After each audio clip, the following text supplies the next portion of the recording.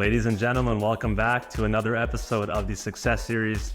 I'm your host, David Berg. I'm here with our co-host, Michael Konowski. Our guest of today is the Jeff Damavandi. Jeff is a very good friend and also a real estate mogul. He has invested and developed over 1 million square feet of commercial real estate in the surrounding areas here in Los Angeles, as well as throughout the United States. It's a pleasure to be here with him today. He's been a mentor to me, both professionally and in my personal life, and there'll be a lot for me to gain from him. So without further ado, Jeff, thank you for being here with us today. Thank you, David. Thanks for having me. Absolutely. So if you could just start us off with how you grew up, what your household was like, and how you got to where you are today. I grew up here in Los Angeles. My dad's was in real estate as well. So I grew up in a household, watching my dad, do real estate. My dad started from basically nothing. So I saw how he became successful. And he's actually one of my mentors. I saw a lot of the traits he had, and I always knew that I wanted to take it to the next level because, my dad is a first generation immigrant, didn't speak English when he got to this country, and went to college and really didn't have the financial savvy and sophistication. But he had that desire, and he had that fire in him that he really wanted to succeed. And so I saw that. And then, I started working when I was 15 years old every summer, and just was very interested in, finding real estate. And, and then when I went to college, I got a degree in finance. I got my MBA in finance. So I added that finance component to the desire I saw from my father. And so I think it's the combination of that desire I saw growing up and the desire I had, and then, the finance component of what I learned in school and from my own knowledge that I gained from reading. And what was your dynamic like in the house? Where you had siblings? How were your parents raising you? Was it a challenging childhood? Was it an easy challenge? Yeah, I'm the old. It's just two of us, me and my younger brother. I'm the oldest brother. It was. I think there was challenges, and there were both positives and challenges. But it was a good family structure, and my dad wasn't around much because he worked so hard, and he'd get home after we'd go to bed. So that was hard, but overall it was a good family structure. And when you were growing up and in school, did you always have a thought you'd be doing something yourself and starting your own company, or was I always knew that,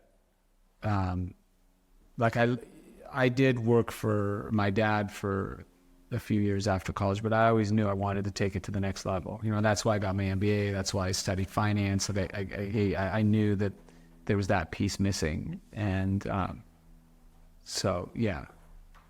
And then when talking to your kids, it's a question a lot of our guests ask. When my kids are in my business, should they come in right away? Should they work somewhere else and then join the family business? What is your thought in raising your own kids as far as and I don't think there's a formula for it, in my opinion. I think every family is different. Every kid is different. It depends what they want. It depends what the need is in the business. It depends on how much desire they have and how much they want to go all in. I think the hesitation with some people when they say, "Oh, go work somebody else," I think, they want to make sure there's appreciation, right? And then they're just not coming in and coasting. It's not some kind of trust fund. Right. So that could be important. But if the kid's got desire right out of college and he's hungry to succeed and he's going to add tremendous value to the business, then absolutely, why not? Right. So it really depends on each situation. Case by case. Yeah. And so it's just more about, I would say, sum it up with if they're going to add value right out of the gate, then absolutely, I think it's a plus because they're going to grow way more than somewhere else. But if you don't think they can add value right away, then it may be better to start somewhere else. Completely. And a lot of different people have different theses on why they're successful in their career, why things work out the way they did. When you look back at your career and where you are today, what are a couple areas or things you did that you can probably attribute to the success that you've had?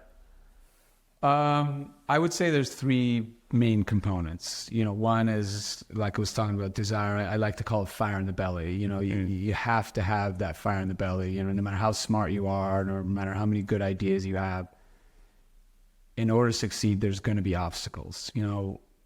That's a longer, separate conversation. Okay, if someone's going to ask why is there obstacles, but there just will be, right? There's no way anybody will say it, right? There's no way to succeed without having major obstacles that you need to overcome, right? And your career path is hard enough, and then to be able to overcome the obstacles, if you have that fire in the belly, you're going to keep pushing through and do what it takes to get to the other side.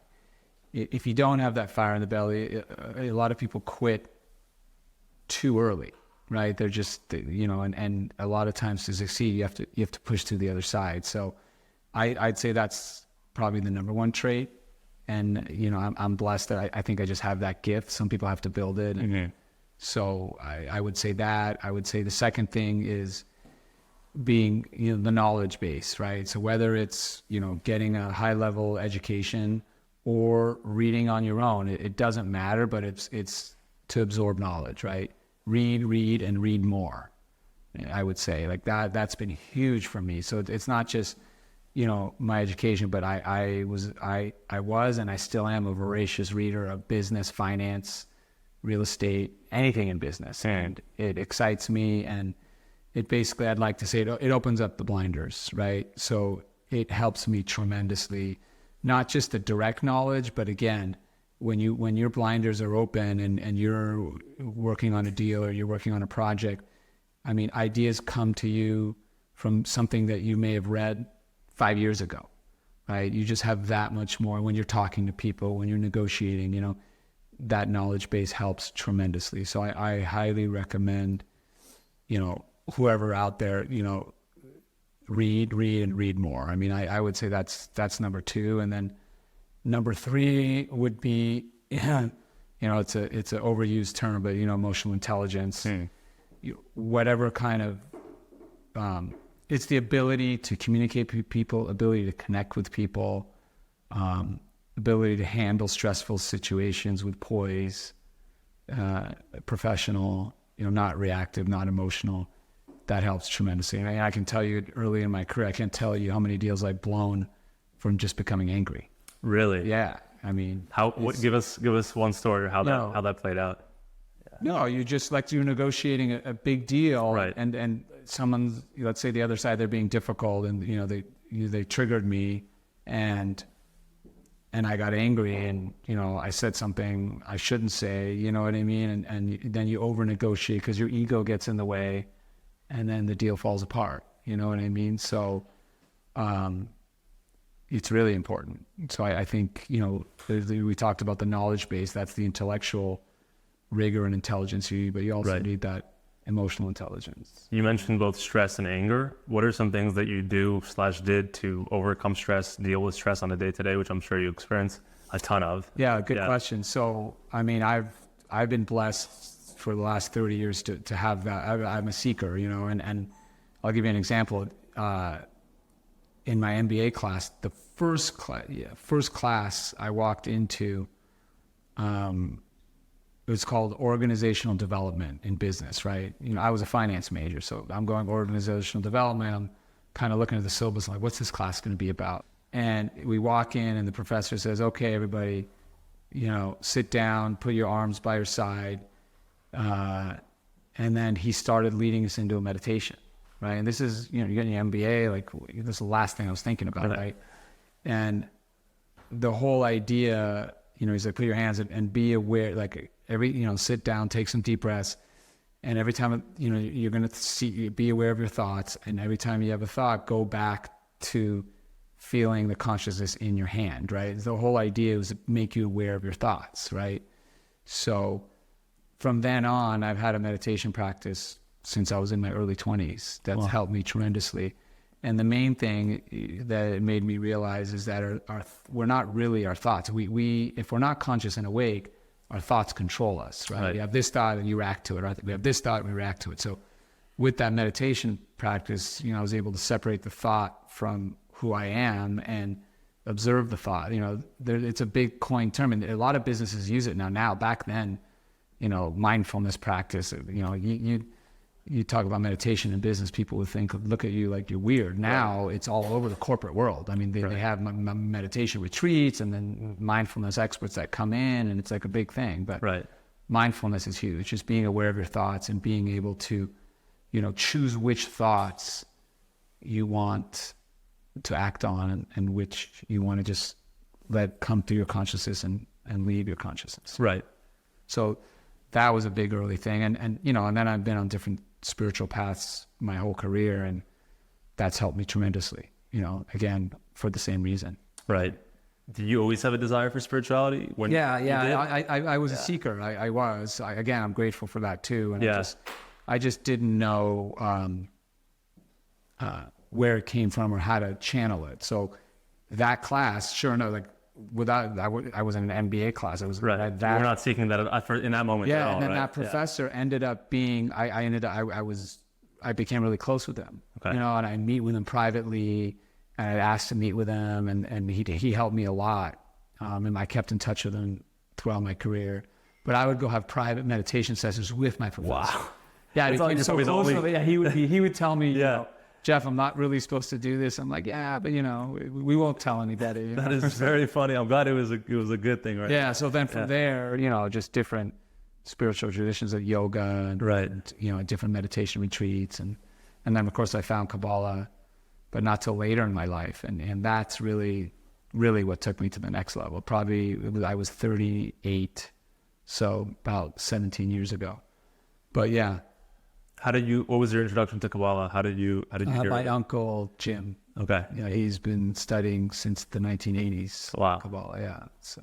And did it click right away, or did it take some time? No, it was interesting, because it was always at family dinners, he would talk about it. I'd be interested, but I was in my early 20s and honestly, at that age, I just equated to, because I saw the religious component. So I'm like, I'm not ready for it. I took some of the classes even way back then, but I was studying Eastern, like Buddhism and other Eastern spiritual traditions. And every Shabbat he'd say, Jeff, you're a Jewish soul. What are you doing? Why are you studying Buddhism? But it took like a good 15 years before I finally. What do you think shifted that a lot? Was it just time, or were there other components? Honestly, for me, it was difficulty in my life. Like Jim was one of my mentors, and I would go to him, and I think I was going through a difficult stage in my life. So I think it was pain that triggered it for me, that I was seeking something more. Right. To shift the pain. And again, all spiritual traditions are great, but for me, Kabbalah was the ultimate, right? That really helped me in my process. So. Do you believe that one can live a fulfilled and happy life without a form of spirituality in their life? Yeah, I think it's very difficult. Yeah. Yeah.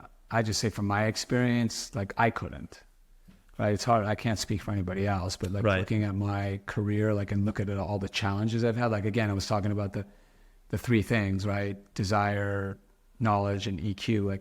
The emotional intelligence part, without my spiritual practice, it wouldn't be. Because I talk about fire in the belly. I'm a pretty intense, right, go-getter. So for me, the spiritual component, it's without it, no. Especially a lot of our audience is younger demographic, between 20, to 30. There's a connotation with this generation, not very hungry. You mentioned fire in the belly, lack fire in the belly. First, do you think that is the case? And then the second question to that would be, can that be changed? Is it, or what causes it, right? Let's unpack that. Yeah, no, I definitely think it can. And I think the first step is being aware of it, right? Knowing, I talk to a lot of the younger generation too, and I talk to them about it. And then it's like, oh, wow. First to be even aware that that's an important component of every part of their life, right? Right. So I think that's the first step. And then, then you really build on it. I think it's important to have a passion for whatever you do, right? If you're doing something you don't want to do, it's very hard to have that fire in the belly, right? You can't do it because your parents say you should do it, or because my friend does it, or Right. because Elon Musk does it. Yeah. You know what I mean? You got to do it because it's internal to you. Like, so I say is really look deep within, find what do you want to do with your life, right? And then that's the first, but then you have the awareness, then you find your passion, and then you can build the desire. What if that's not clear? What if you don't know Well, what you want then to do with your life? that's a really good question. And I tell people all the time, explore, try this, try that. Don't be afraid to fail. Like, go get a job doing this for 6 months. And if that doesn't work, then try something else. And that's usually the way you find it. You know what I mean? I got lucky in a sense that I just knew. Some people know right away. Right. Some people don't.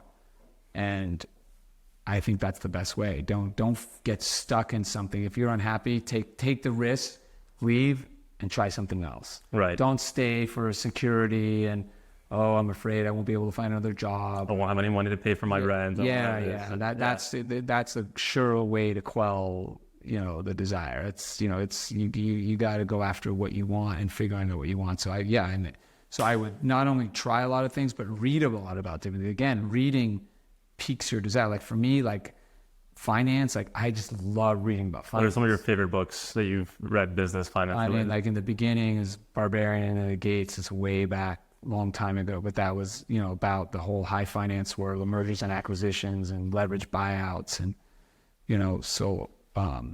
to Conscious Capitalism is a good book by the founder of Whole Foods. Real estate books, one of my favorite mentors. I mean, I don't know him personally, but I look up to him, is Sam Zell. Okay. So I read his books. I like the way he thinks. I like Warren Buffett.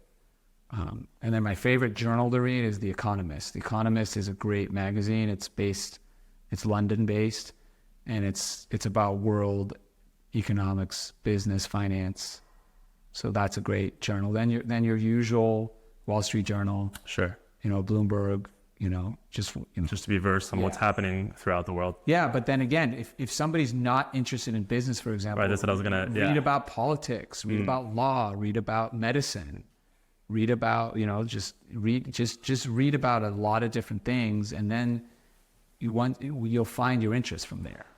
Just the general daily newspaper. Read the New York Times. I read the LA Times every day. You think even that is because I read the LA Times and I read every section. I read the front page. I read the business part. I read the sports part. Sure. In a daily newspaper, it has every subject. Right. Most subjects, right? So if you just even check that out, you'll find what you're interested in. Right. And then you can go deeper into that once you get the understanding. Right. What if one doesn't have the attention span or desire to read? Are there other forms of education that they can take on? Yeah, I guess now in the modern world, right? There's podcasts, right? Like what we're doing here. Sure. There's even I love watching documentaries. Yeah. Documentaries are great. You can find a documentary on anything. Right. So just search whatever it is that you're looking. Search what it is that you're looking for, exactly. And then I think having mentors, having people that you look up to, that you can talk to, completely, in different areas of your life, right? Talk to your parents about, a lot of people do, talk to your friends, talk to, get referrals who could be a good mentor, I feel like that bouncing ideas off other people helps. Right. As I've done with you many times. Yeah, exactly. Right. Yeah. Completely. I think that segues into fear. I think a lot of younger people are afraid to go to a mentor or somebody they look up to, right? Like, it's uncomfortable. You're asking somebody for help. Yeah. Did they want to help me? How do you break fear in that area? But really, in general, I think it's a big thing that younger people experience. Yeah, I mean, that goes back to, again, the spiritual practice. I think for me, like, my spiritual practice is, I still have fears at 55 years old, believe it or not. Oh. The way the fear is, fear is something that I think it's something that's there. You have to embrace it. You have to acknowledge it, embrace it, and then you can rise above it. You can't just say it's not there. It's like it's a definition. Courageous is not the absence of fear. It's knowing that there's fear and I'm going to do it anyway. Right? That's courage. Right? In spite of the fear. So, I think being aware that it's there and having some kind of practice to know how to overcome it and not let it rule you. It's kind of, we were just talking about mindfulness, right? Right. That's a perfect example. Again, if you have a meditation practice, you're mindful of your thoughts. The same thing, you're mindful of your fears, right? We're not our fears. So now when I have my practice through my prayers and meditation, I realize, okay, My fear is a fear, but it's not who I am, right? And if you don't, a lot of times we just think we're our fear. So if we can separate that, and that's what, mindfulness practice does, or any kind of spiritual practice, then you can see your fears and observe your fears and realize, okay, it's not me, it's just, something separate from me that's existing in this. Right. That's very powerful. So that helps me. Yeah. Bridging away from business for a moment, in relationships, can you balance relationships right early on in your career when you're trying to build a business? Is it something that you should keep for later? Kind of what's your thought process on that?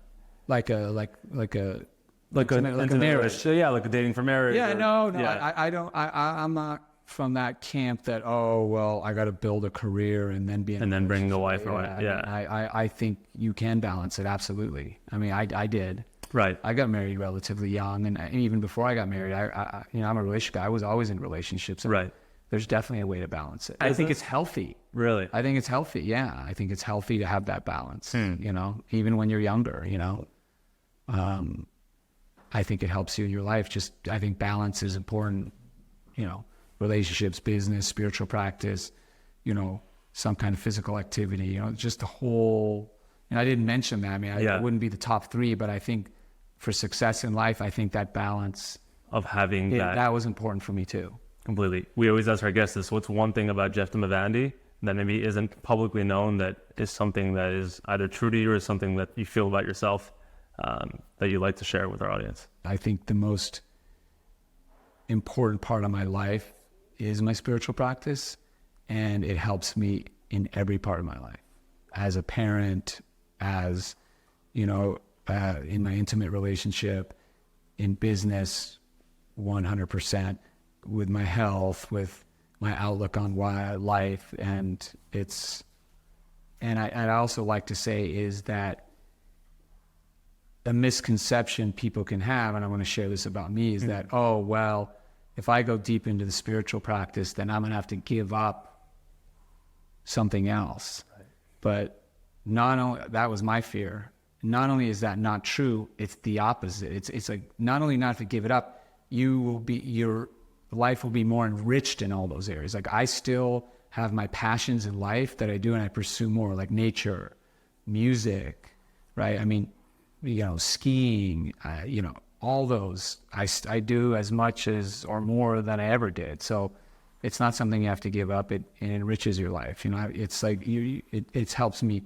I'm fully engaged in the world on, inclusive of my spiritual practice. Right. So I think that's a huge part of me that, people wouldn't know. Like, I have friends from all walks of life, right.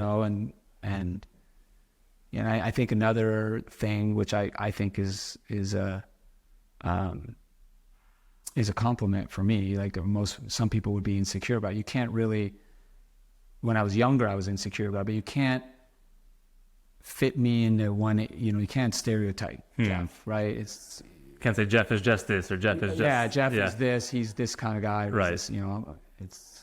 Last question we'll ask you is, if you could go back to your 16-year-old self, 15-year-old self, what's one message that you tell him? For me, it would be, don't care what people think about you. Don't worry about what others think. Don't, pursue, find out who you are. I tell myself, find out who you are and what your passions are, what your desires are, and what's true to me, and stick to that, no matter, irrespective of what other people think. And it's very hard to do as a teenager. At any age, yeah. Right. Like, even at my age, yeah. Right. So I'm saying, but as a 16-year-old, it's very hard. But just being aware of it, I would say that's one of the number one things I tell my kids. Wow. Yeah. Don't care about anybody. I talk about it all the time. There's just be true to you and don't try to please others. So beautiful, Jeff. Thank you so much for being on the show. Thank you. It was an absolute pleasure. Love you, guys. Thank you all for joining. We'll be back episode 22 next week. Thanks.